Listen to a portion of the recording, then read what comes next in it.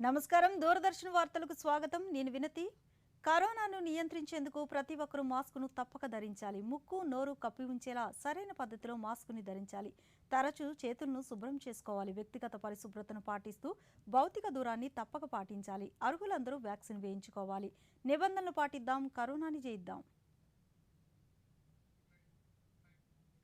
ఇప్పుడు ముఖ్యాంశాలు చూద్దాం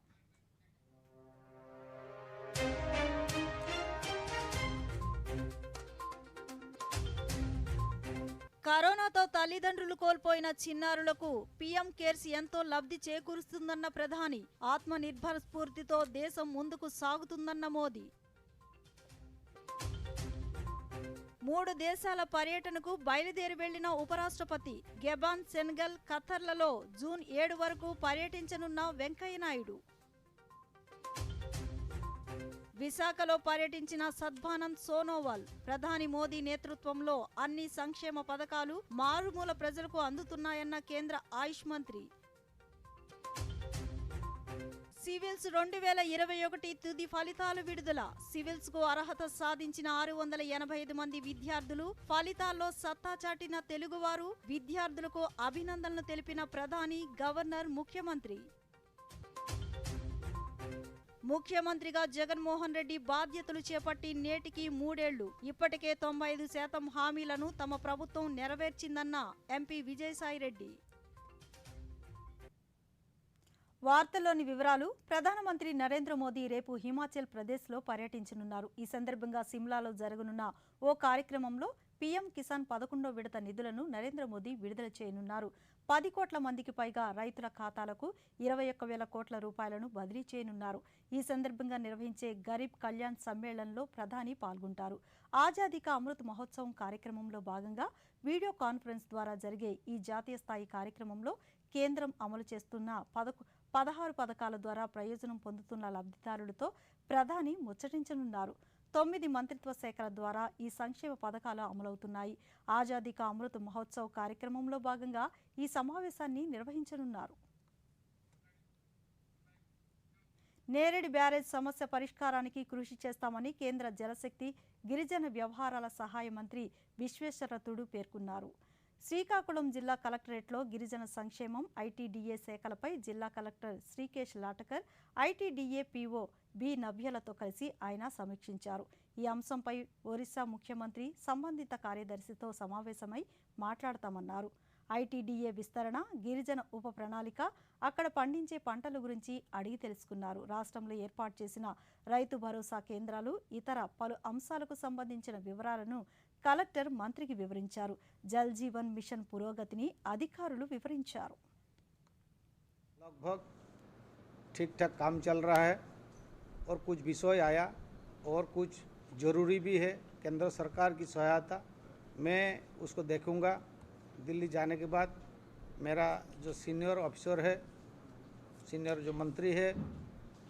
उन लोग के साथ मैं मीटिंग करूंगा और उसको विचार किया जाए और जो वंशोधरा रिवर का जो मैटर है उसका ऊपर भी शायद यहाँ का चीफ मिनिस्टर और उड़ीसा का चीफ मिनिस्टर शायद कुछ डिस्कशन हुआ है फिर भी मेरा दायित्व तो होता है कि हम दोनों राज्यों का जो सीएम मंत्री लेवल में और सेक्रेटरी लेवल में एक मीटिंग हो और मीटिंग के हिसाब से और वही मीटिंग में दोनों राज्यों का जब अंडरस्टैंडिंग हो जाए मेरे को लगता है ये जो डिस्प्यूट बहुत पुराना डिस्प्यूट ये ख़त्म हो जाएगा और ये प्रॉब्लम सॉल्व होगा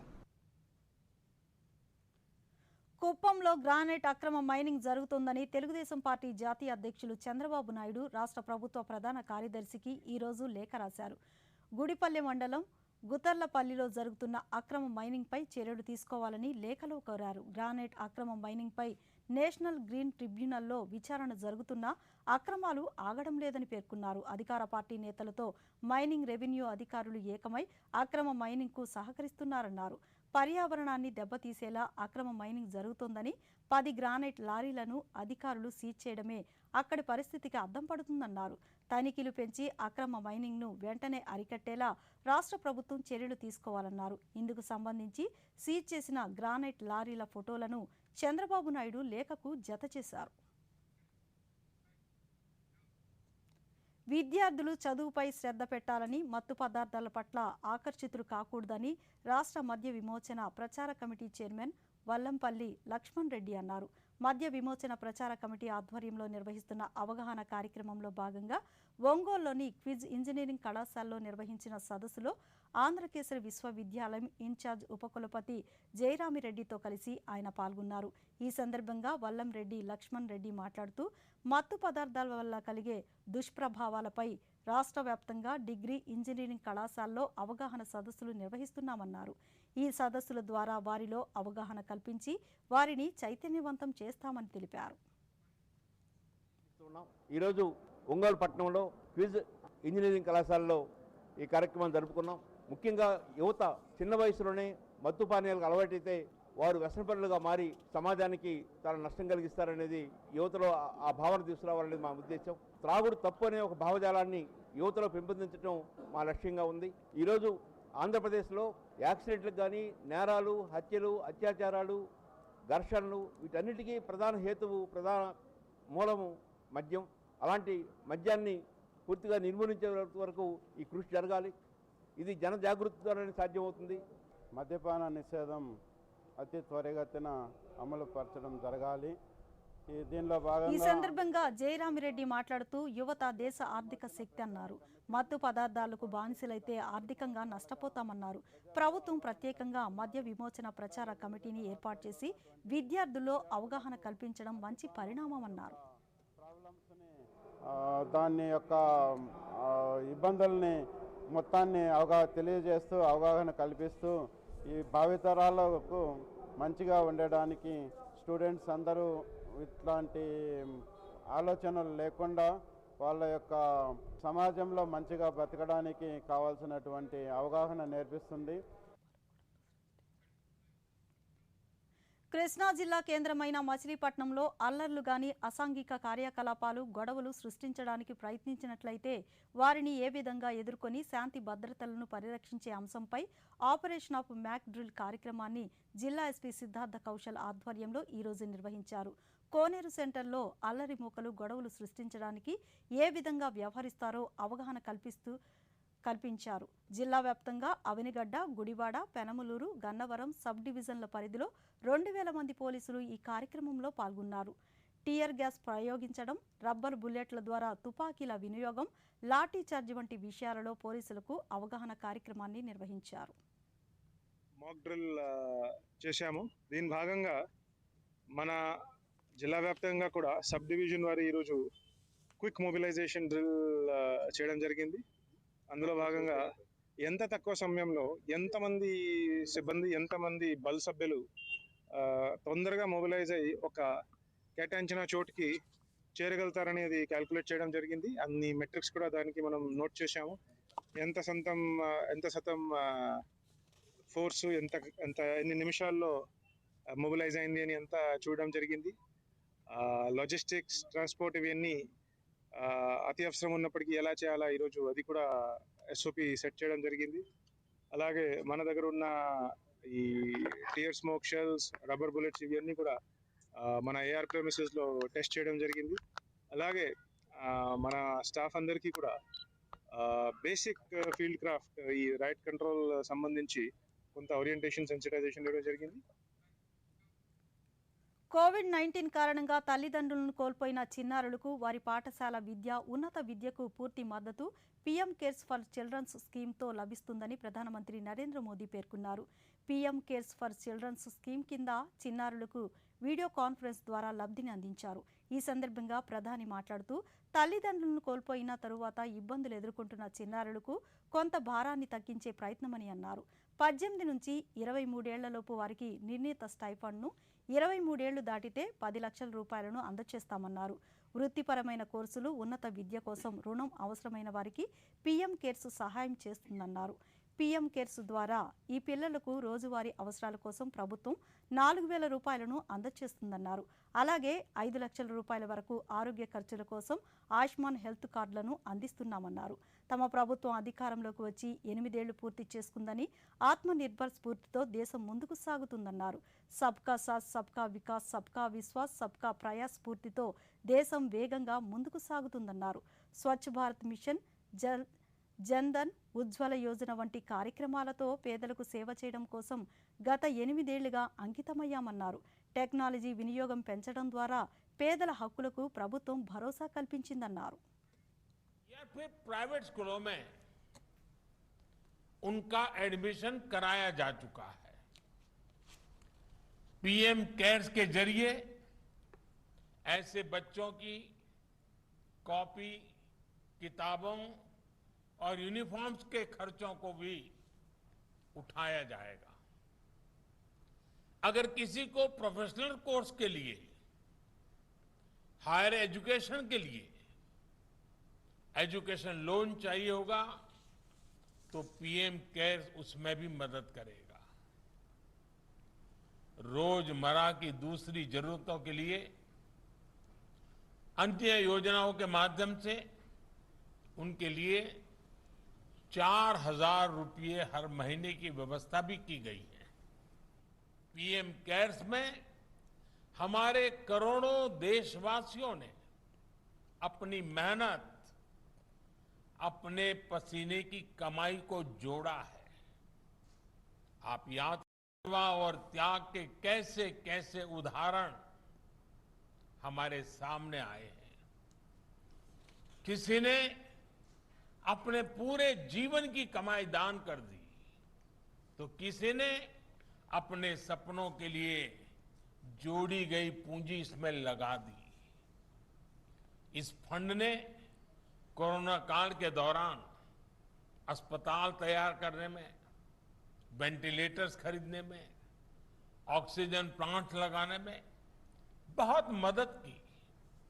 इस वजह से कितने ही लोगों का जीवन बचाया जा सका, कितने ही परिवारों का भविष्य बचाया जा सका। सबका साथ, सबका विकास, सबका विश्वास और सबके प्रयास के मंत्र पर चलते हुए भारत अब तेज गति से विकास कर रहा है। కోవిడ్ కారణంగా తల్లిదండ్రులు, సంరక్షకులు కోల్పోయిన చిన్నారులకు పీఎం కేర్ ఫండ్స్ సాయం అందించేందుకు ప్రధానమంత్రి నరేంద్ర మోదీ నిర్వహించిన వీడియో కాన్ఫరెన్స్లో కాకినాడ జిల్లా నుంచి ఎంపీ వంగ గీతా విశ్వనాథ్, కలెక్టర్ కృతికా శుక్లా పాల్గొన్నారు. 2020 మార్చి 11 నుంచి 2022 ఫిబ్రవరి 28 మధ్య కాలంలో తల్లిదండ్రులు, చట్టబద్ధమైన సంరక్షకులు, దత్తత తల్లిదండ్రులు కరోనాతో మృతి చెందితే వారి పిల్లల విద్యాభివృద్ధి కోసం స్కాలర్షిప్లు, ఆయుష్మాన్ భారత్ వైద్య బీమా కార్డులను అందజేశారు. ఈ సందర్భంగా కోనసీమ, తూర్పుగోదావరి జిల్లాలో 45 మంది లబ్ధిదారులకు లబ్ధి చేకూరిందని ఎంపీ వంగ గీతా విశ్వనాథ్ కలెక్టర్ దూరదర్శన్కి ఇచ్చిన ఇంటర్వ్యూలో తెలిపారు. అలాగే లబ్ధి పొందిన వారు సైతం పీఎం కేర్స్ తమకెంతో భరోసానిచ్చిందని అన్నారు. భవిష్యత్తు కోసం ఈ గవర్నమెంట్ ఉంది అనే విధంగా గౌరవ ముఖ్యమంత్రి గారు ఫస్ట్ 10 లక్షల రూపాయలు ఎవరైతే పిల్లలకి తల్లిదండ్రులు కోల్పోయారో వారికి వేయటం జరిగింది. అదేవిధంగా ఈరోజు PM care for children program కింద గౌరవనీయులు భారత ప్రధాని మోడీ గారు కూడా ఈ కార్యక్రమాన్ని 10 లక్షల రూపాయలు పిల్లలకు వేయడం జరుగుతుంది.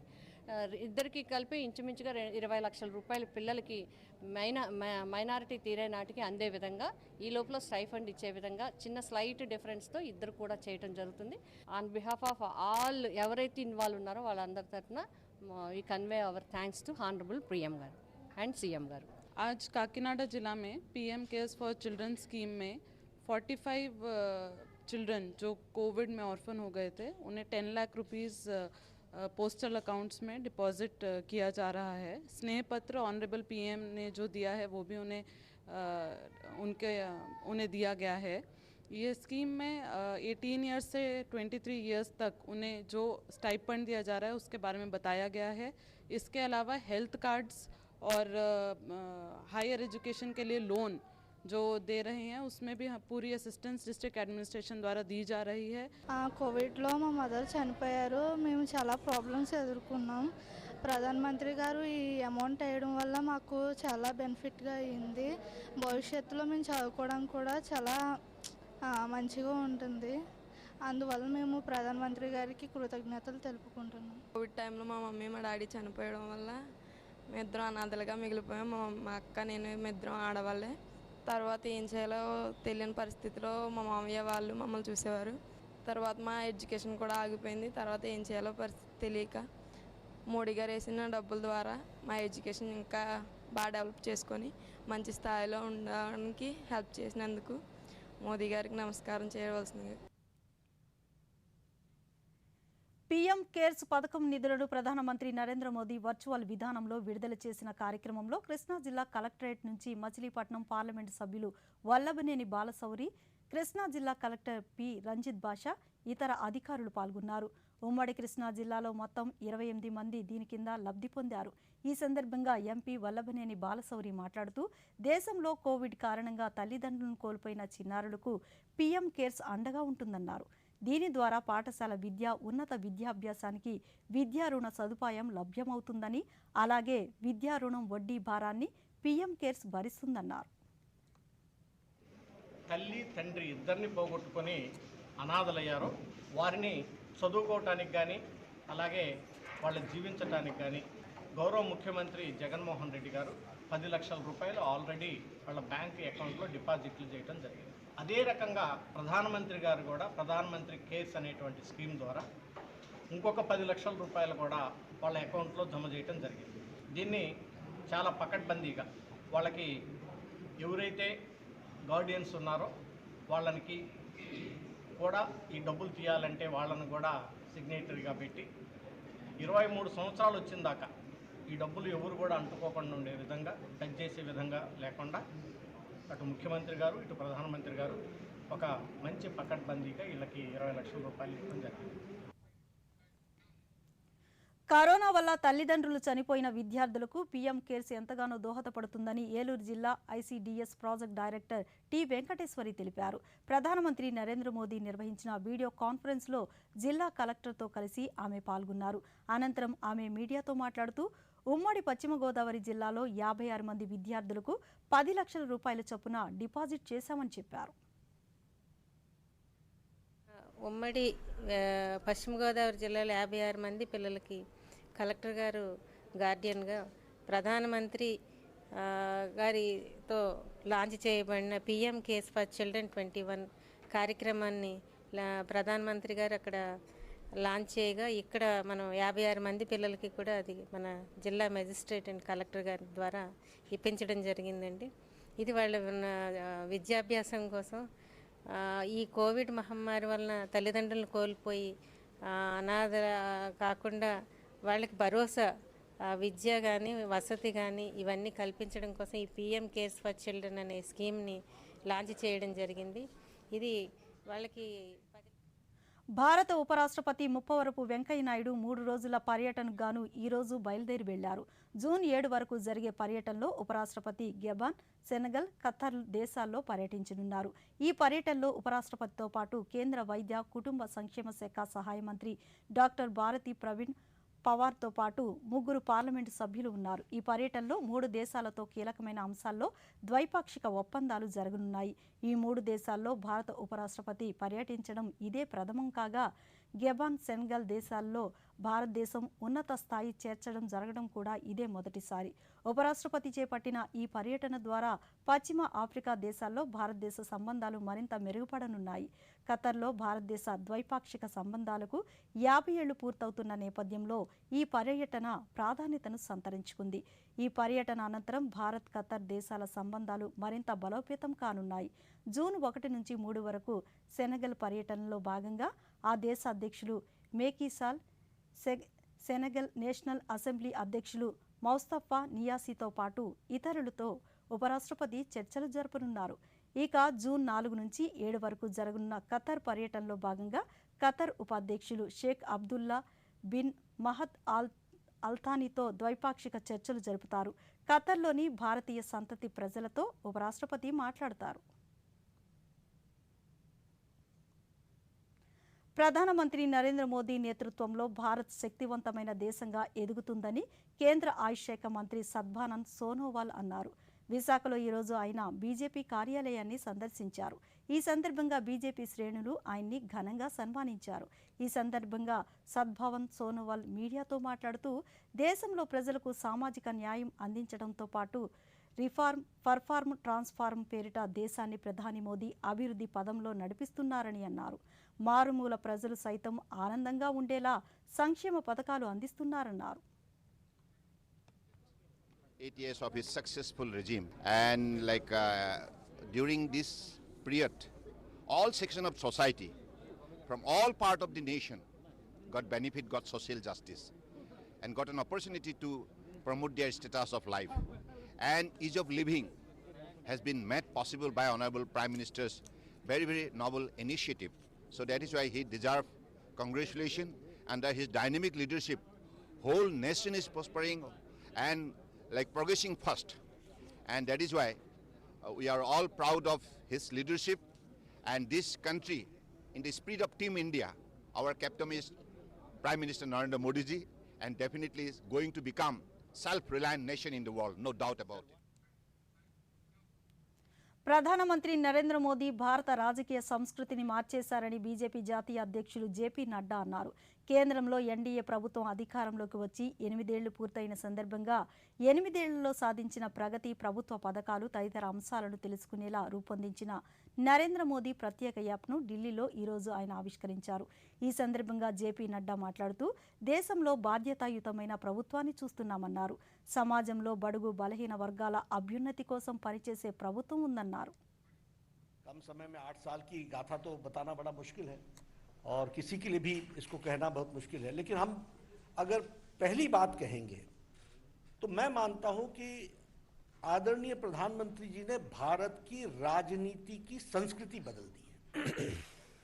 The culture of Indian politics has changed और सरकार के कार्य करने की शैली भी बदल गई. पॉलिसी पैरालिसिस से चलते हुए हमने एक लंबी यात्रा 2014 से लेकर के हमने एक लंबी यात्रा की है. Today we see a responsible government. अगर हम संस्कृति की बात करें तो जातिवाद, वंशवाद, परिवारवाद, तुष्टीकरण की राजनीति, ये सब चीजें, भ्रष्टाचार, अनाचार, इन सब को चैलेंज करते हुए और जिसको हम कहते हैं धत्ता दिखाते हुए, इसको कन्फ्रंटिंग फ्रॉम द फ्रंट, आगे से लड़ाई लड़ने की मानसिकता के साथ प्रधानमंत्री मोदी जी ने 8 साल में అఖిల భారత సర్వీసులో నియామకాల కోసం యూపీఎస్సీ నిర్వహించిన సివిల్స్ 2021 తుది ఫలితాలు వెల్లడయ్యాయి. 685 మందిని యూపీఎస్సీ ఎంపిక చేసింది. వీరిలో శృతి శర్మకు మొదటి ర్యాంక్, అంకిత అగర్వాల్కు 2వ ర్యాంక్, గామిని సింగ్లాకు 3వ ర్యాంకు లభించింది. ఈసారి అఖిల భారత సర్వీసులకు మొత్తం 685 మంది ఎంపిక కాగా జనరల్ కోటాలో 244 మంది, ఈడబ్ల్యూఎస్ నుంచి 73, ఓబీసీ 203, ఎస్సీ 105, ఎస్టీ విభాగం నుంచి 60 మంది ఉన్నారు. మరోవైపు సివిల్స్ ఫలితాల్లో తెలుగు రాష్ట్రాల విద్యార్థులు సత్తా చాటారు. యశ్వంత్ కుమార్ రెడ్డి 15వ ర్యాంకు సాధించగా పూసపాటి సాహిత్య 24వ ర్యాంకు సాధించారు. సివిల్స్లో ఉత్తమ ర్యాంకు సాధించిన విద్యార్థులకు ప్రధానమంత్రి నరేంద్ర మోదీ అభినందనలు తెలిపారు. అలాగే సివిల్ సర్వీసెస్ పరీక్షలో 15వ ర్యాంకు సాధించిన యశ్వంత్ కుమార్ రెడ్డితో పాటు తెలుగు రాష్ట్రాలకు చెందిన ర్యాంకర్లను ఆంధ్రప్రదేశ్ గవర్నర్ బిశ్వభూషణ్ హరిచందన్ అభినందించారు. జాతీయ స్థాయిలో 685 మంది అభ్యర్థులు ర్యాంకులు సాధించగా దాదాపు 10 మంది తెలుగు రాష్ట్రాల నుంచి ఉండడం శుభపరిణామమన్నారు. సివిల్స్లో ర్యాంకులు సాధించిన వారికి ముఖ్యమంత్రి వైఎస్ జగన్మోహన్ రెడ్డి అభినందనలు తెలిపారు. వైఎస్ జగన్మోహన్ రెడ్డి ముఖ్యమంత్రిగా బాధ్యతలు చేపట్టి నేటికి 3 ఏళ్లు అయింది. ఈ సందర్భంగా ఆయన సామాజిక మాధ్యమం ఫేస్బుక్, ట్విట్టర్ ద్వారా అందరికీ కృతజ్ఞతలు తెలిపారు. మీరు చూపిన ప్రేమ, అందించిన ఆశీస్సులతో ముఖ్యమంత్రిగా బాధ్యతలు చేపట్టి 3 ఏళ్లవుతుందని, నాపై పెట్టుకున్న నమ్మకాన్ని నిలబెట్టుకుంటూ గడిచిన 3 ఏళ్లలో 95% పైగా హామీలను అమలు చేశామన్నారు. ఎన్నో మంచి పనులకు శ్రీకారం చుట్టామని, రాబోయే రోజుల్లో ప్రజలకు మరింతగా సేవ చేస్తానని, మీ ప్రేమాభిమానులు నాపై ఎప్పటికీ అలాగే ఉండాలని మనస్ఫూర్తిగా కోరుకుంటున్నానని ముఖ్యమంత్రి పేర్కొన్నారు. మీకు సేవ చేసే భాగ్యాన్ని కల్పించినందుకు మరొకసారి అందరికీ కృతజ్ఞతలు తెలియచేసుకుంటున్నట్లు జగన్మోహన్ రెడ్డి ట్విట్టర్లో పేర్కొన్నారు. వైఎస్ఆర్ కాంగ్రెస్ ప్రభుత్వం ఏర్పడి 3 ఏళ్లు పూర్తయిన సందర్భంగా తాడేపల్లిలోని పార్టీ కేంద్ర కార్యాలయంలో వేడుకలు ఘనంగా జరిగాయి. ముందుగా దివంగత నేత వైఎస్ రాజశేఖర రెడ్డి విగ్రహానికి వైఎస్ఆర్ కాంగ్రెస్ పార్టీ జాతీయ ప్రధాన కార్యదర్శి విజయసాయిరెడ్డి, రాజ్యసభ సభ్యులు మోపిదేవి వెంకటరమణ, పార్టీ ముఖ్య నేతలు పూలమాలలు వేసి నివాళులర్పించారు. అనంతరం పాలకులకు 3 ఏళ్లంటూ పార్టీ కార్యకర్తల మధ్య కేక్ కట్ చేశారు. ఈ సందర్భంగా విజయసాయిరెడ్డి మాట్లాడుతూ, తమ పార్టీ అధికారంలోకి వచ్చిందంటే 10 ఏళ్ల పాటు పార్టీ కార్యకర్తల కృషి, చిత్తశుద్ధే కారణమన్నారు. ఈ విషయాన్ని వైఎస్ఆర్ కాంగ్రెస్ పార్టీ ఎప్పటికీ మర్చిపోదన్నారు. తమ ప్రభుత్వం ప్రజా ప్రభుత్వం అని అన్నారు. 95% హామీలు నెరవేర్చిన ప్రభుత్వం తమదేనని అన్నారు. 70% బీసీ, ఎస్సీ, ఎస్టీ, మైనారిటీస్కి, బడుగు బలహీన వర్గాలకి ప్రాధాన్యత ఇచ్చి లబ్ధి చేకూర్చినటువంటి ప్రభుత్వం, సామాజిక న్యాయం చేసినటువంటి ప్రభుత్వం. 3, పరిపాలనా సంస్కరణల ప్రభుత్వం. పరిపాలనా సౌలభ్యం కోసం గ్రామ వార్డు సచివాలయాలు, వాలంటీర్ వ్యవస్థ, రైతు భరోసా కేంద్రాలు, జిల్లాలు పునర్వ్యవస్థీకరణ అంటే 26 జిల్లాలు చేయడం. రాజ్యసభ సభ్యులు మోపిదేవి వెంకటరమణ మాట్లాడుతూ, సామాజిక న్యాయానికి నిజమైన అర్థం చెప్పిన వ్యక్తి ముఖ్యమంత్రి జగన్మోహన్ రెడ్డి అని అన్నారు. డాక్టర్ అంబేద్కర్ కన్న కలలకు అనుగుణంగా రాష్ట్రంలో సామాజిక న్యాయం అమలవుతుందన్నారు. ఎస్సీ, ఎస్టీ, బీసీ, మైనార్టీ వర్గాలను గత ప్రభుత్వాలు కేవలం ఓటు బ్యాంకుగానే చూశాయని పేర్కొన్నారు. అమలాపురం ఘటన వెనుక టీడీపీ, జనసేన హస్తం ఉందని వైఎస్ఆర్ కాంగ్రెస్ పార్టీ జాతీయ ప్రధాన కార్యదర్శి విజయసాయిరెడ్డి ఆరోపించారు. తాడేపల్లిలోని వైఎస్ఆర్ కాంగ్రెస్ పార్టీ కేంద్ర కార్యాలయంలో ఆయన మీడియాతో మాట్లాడుతూ, అమలాపురం ఘటనలో పాత్రదారులు, సూత్రధారులు అందరినీ అరెస్టు చేస్తామని పేర్కొన్నారు. జిల్లాకు అంబేద్కర్ పేరు పెట్టమని అన్ని పార్టీలు అడిగాయని గుర్తు చేశారు. మిగతా కొన్ని రాజకీయ పార్టీలకు చెందినటువంటి వాళ్ళు ఉన్నారు. వారందరినీ కూడా, వారి యొక్క మెసేజెస్ అన్నిటినీ కూడా పోలీసులు అందరూ అనలైజ్ చేశారు, ఐడెంటిఫై చేశారు. వాళ్ళల్లో చాలామందిని అరెస్ట్ చేశారు. ఇంకా మరి కొంతమందిని ప్రభుత్వం అరెస్ట్ చేస్తుంది. ఒక్కటే ఈ సందర్భం, దక్షిణ మధ్య రైల్వేలో నగదు రహిత లావాదేవీలను ప్రోత్సహించేందుకు డిజిటల్ వినియోగం పెంపుకు వీలుగా ఆటోమేటిక్ టికెట్ వెండింగ్ మిషన్లో క్యూఆర్ కోడ్ ద్వారా టికెట్ పొందే వీలు కల్పించారు. ఈ నూతన సౌకర్య విధానంలో ఏటీవీఎంలో ప్రయాణ వివరాలు నమోదు చేశాక టికెట్ ఛార్జీల చెల్లింపునకు ప్రస్తుత ఆప్షన్లకు అదనంగా పేటీఎం ద్వారా యూపీఐ, ఫ్రీ ఛార్జీ మరో 2 ఆప్షన్లు ఏర్పాటు చేశారు. ఏటీవీఎం స్క్రీన్పై క్యూఆర్ కోడ్ను స్కాన్ చేసి ప్రయాణికులు టికెట్ ఛార్జీ చెల్లింపు చేయవచ్చు. పేమెంట్ చెల్లింపులు విజయవంతంగా పూర్తయిన తరువాత నిర్ణీత టికెట్ మిషన్ ద్వారా లభిస్తుంది. అన్రిజర్వ్ ప్లాట్ఫామ్ టికెట్లు కొనుగోలు చేసే వినియోగదారులకు ఏటీవీఎంలు ప్రయోజనంగా ఉంటాయన్నారు. జనరల్ బుకింగ్ కౌంటర్ల వద్ద క్యూ లైన్లను, నగదు లావాదేవీలను తగ్గించేందుకు ఈ అవకాశాన్ని వినియోగించుకోవాలని దక్షిణ మధ్య రైల్వే విజయవాడ డివిజన్ ప్రజా సంబంధాల అధికారి నుస్రత్ కోరారు. టికెట్ కానీ, జర్నీ టికెట్ కానీ త్రూ అవర్ క్యూఆర్ కోడ్ అంటే గేట్వేస్, ఏటీవీఎం పేమెంట్ గేట్వేస్ ద్వారా మనం ఎలాగైనా తీసుకోవచ్చు టికెట్స్. మీకు ఒక ఉదాహరణ చూపిస్తాను. ఫస్ట్ ఒక platform ticket through QR code ఎలా తీసుకోవాలో చూపిద్దాం. ఫస్ట్ మ్యాప్ వస్తుందండి. మ్యాప్లో ప్లాట్ఫామ్ టికెట్, ఎన్ని ప్లాట్ఫామ్ టికెట్స్ కావాలనేది మనకి ఇక్కడ ఆప్షన్ వస్తుంది. ప్లాట్ఫామ్ టికెట్ 1, ఇక్కడ మనకి ఆప్షన్స్ వస్తాయి. Smart card, Paytm, free charge. మనకి ఏ పేటీఎం అయితే Paytm, free charge free charge, ఏదైనా మనం తీసుకోవచ్చు. Gateway, payment gateway. నెక్స్ట్ మనం క్లిక్ చేస్తాం. తర్వాత మనకు ఒక క్యూఆర్ కోడ్ వస్తుంది. క్యూఆర్ కోడ్ మనం స్కాన్ చేయాలి. ఐదర్ పై గూగుల్ పే, జీపే, ఏదైనా సరే ఏ పేమెంట్ గేట్వేని యాక్సెప్ట్ చేస్తుంది. మనకి ఇది 3 minutes టైం ఉంటుందండి. 180 secondsలో మనం ట్రాన్సాక్షన్ అనేది కంప్లీట్ చేయాలి. పేమెంట్ కంప్లీట్ అయిన తర్వాత మనకు ఆటోమేటిక్గా కలెక్ట్ యువర్ టికెట్ అనే ఆప్షన్ వస్తుంది. టికెట్ ఆటోమేటిక్గా మనకి ప్రింట్ అయిపోయి వస్తుంది. మనం తీసేసుకోండి ticket. Earlier, a passenger needed to have either a smart card himself or could make use of a facilitator who was appointed by the railways to book a ticket through ATVM. Now, with the new technology of QR code, a passenger can come and book a ticket through the ATVM without having to have a smart card. You come, you book your tickets, and the QR code is installed inside the system itself. So you can scan and pay directly through your QR-based payment systems and make use of this facility without having to have stand in long queues. గత కొన్ని వారాలుగా తీవ్ర ఒడిదుడుకుల మధ్య నష్టాలు చవిచూస్తున్న మదుపర్లకు ఈరోజు ఊరట లభించింది. ఉదయం నుంచి సూచీలు ఆద్యంతం లాభాల్లో పయనించాయి. ఏ దశలోనూ అమ్మకాల ఒత్తిడి ఎదురుకాకపోవడంతో బుల్జోరు కనిపించింది. ఉదయం 55,508 వద్ద లాభాలతో ప్రారంభమై ఇంట్రాడేలో 56,082 వద్ద గరిష్టాన్ని తాకింది. చివరకు 1,041 పాయింట్ల లాభంతో 55,926 వద్ద ముగిసింది. ఇక 16,528 వద్ద సానుకూలంగా ప్రారంభమైన నిఫ్టీ చివరకు 309 పాయింట్లు లాభపడి 16,661 వద్ద స్థిరపడింది. ఇంట్రాడేలో ఈ సూచీ 16,695 వద్ద గరిష్టాన్ని తాగింది. డాలర్తో పోలిస్తే రూపాయి మారకపు విలువ మార్కెట్లు ముగిసే సమయానికి ₹77.53 వద్ద నిలిచింది.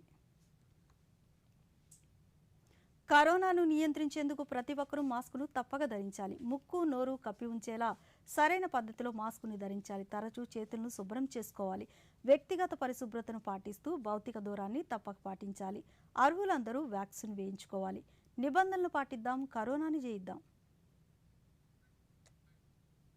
ఈ వార్తలు ఇంతటితో సమాప్తం. నమస్కారం.